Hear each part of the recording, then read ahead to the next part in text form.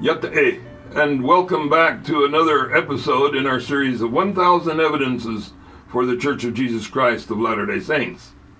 Yatte is the Navajo greeting, which means it is good. I'm using the greeting because in this episode, number 187, we'll be talking about how the Latter-day Saints treated the Native Americans while traveling across the plains and after settling in areas where the natives lived. This episode will demonstrate that the Latter-day Saint pioneers lived their religion by treating the people of every nation, Kidron, Duggan people, in humane Christian manner. In the days of the pioneers, the Native Americans were viewed as savages by the non-LDS people.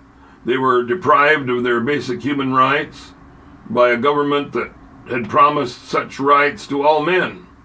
In those days, the Native Americans were forced off their lands with broken treaties signed by government agencies. In those days, massacres were commonplace and more popular than peaceful negotiations. In those days, many non-LDS Americans were echoing what James M. Kavanaugh, a delegate to Congress from the territory of Montana, declared before the House of Representatives. Said he, "I have never in my life seen a good Indian, and I have seen thousands, except when I have seen a dead Indian." Others, such as General William T. Sherman, were saying, "The more Indians we can kill this year, the less we'll have to kill in the next war. They all have to be killed," he said, "or maintained as a species of paupers."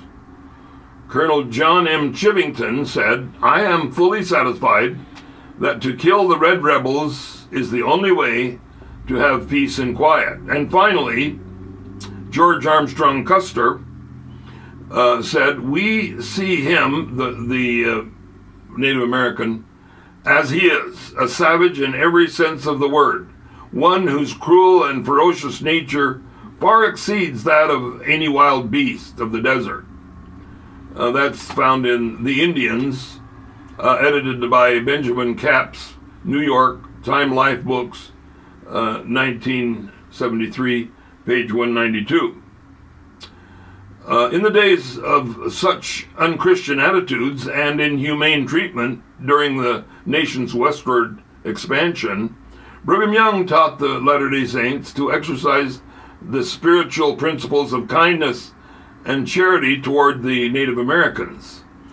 The policy was followed in spite of the fact that some Indians raided Latter-day Saint settlements, stealing cattle and killing people. This in spite of the fact that the Saints had superior weaponry and could have more easily settled their differences with violence. President Young preached kindness and patience, even though he was often labeled as a cruel dictator by those who hated the church. In an address given on December the 13th, 1853, in Salt Lake City, to the House of Representatives, Brigham Young, as governor of the territory, said that even though in late troubles 12 of our citizens have been killed at different times, and many more wounded, it becomes the citizens, while they treat the natives kindly and use every inducement to conciliate their good feelings, not to relax their watchfulness or prudence in taking care of their property. Deseret News, December 15th, 1853, Volume 3, page 25, page 98. And in Millennial Star, Volume 16, page 214 through 216.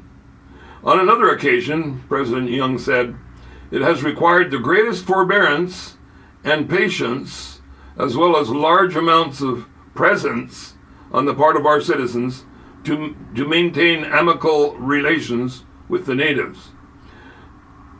The Pacific policy, which has from the beginning been exercised towards them," he said, "has no doubt avoided many collisions which might have resulted in open war. He went on to say, I have uniformly pursued a friendly course of policy toward them.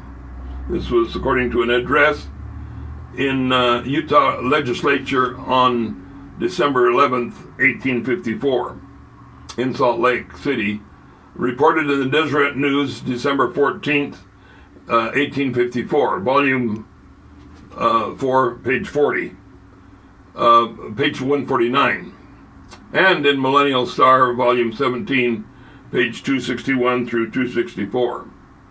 In those days, many non-LDS settlers encouraged the wholesale slaughter of the buffalo as a means of starving the Indians into extinction. However, President Brigham Young was concerned about the unnecessary slaughter of the buffalo. While on the trek across the plains, Elder Erastus Snow wrote the following. He said, "This morning President Young gave some good instruction to the camp and sharp admonitions to some for being wasteful of flesh, to the hunters for killing more than what was really needed." That's a journal entry of May 18th. Brigham Young summarized his policy and his attitude toward the Native Americans as one which uses peace and patience and love. Brigham Young's policy basically was one which uses, as he said, biscuits, not bullets.